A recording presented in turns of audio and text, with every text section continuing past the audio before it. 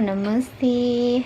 आज चाहिँ म तपाईँले एउटा भिडियो साझा गरिरहेछु, जुन भिडियो चाहिँ हामी फर्स्ट वैशाखको दिन चाहिँ हाम्रो अचानक प्लानिङ भयो मन्दिर जाने है। अनि यो मन्दिरमा चाहिँ म पहिला पनि गएको थिएँ। यो चाहिँ मेरो हुन्छ दोस्रो चोटि है। यहाँनिर अब जति पनि कुरो माग्छ त्यो चाहिँ पुग्छ भन्छ है।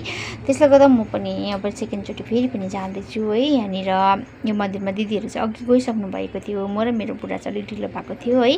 त्यसले गर्दा हामी बिस्तारै बिस्तारै झर्दै थियौँ है। यो चाहिँ एकदम राम्रो ठाउँमा छ, एकदम शान्त खालके है। माथि जब रोडहरू छ र पनि तल मन्दिरमा गइसकेपछि एकदम शान्ति खालके फिल हुन्छ है। यहाँ चाहिँ धेरै दर्शन गर्नु आएको थियो आज मान्छेहरू है। अनि हामी पनि त्यहाँनिर गइसक्यो, तर दिदीहरू चाहिँ थिएन, नानीहरू नुहाउनुको लागि गइसकेको रहेछ है। तर एकछिनमा चाहिँ आउनुभयो।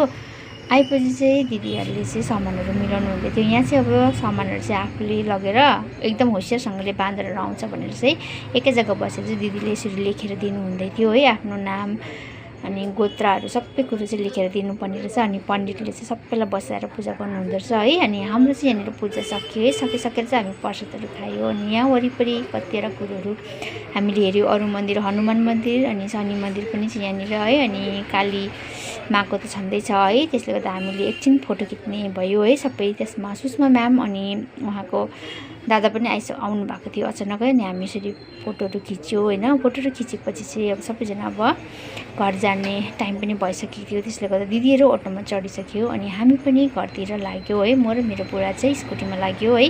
अनि यो मन्दिरमा चाहिँ सबै मागेको पुग्छ भन्छ है। त्यसले गर्दाखेरि चाहिँ मैले पनि केही मागेको छु है, पुग्यो भने चाहिँ म तपाईँलाई साझा गर्नेछु है। अनि हाम्रो भिडियोलाई हेरिदिनु होला। अनि सबैले कमेन्टमा जय कालीमा भनेर चाहिँ कमेन्ट गरिदिनु होला साथीहरू है। म फेरि पनि तपाईँलाई यो भिडियो बनाउनु दिनेछु है।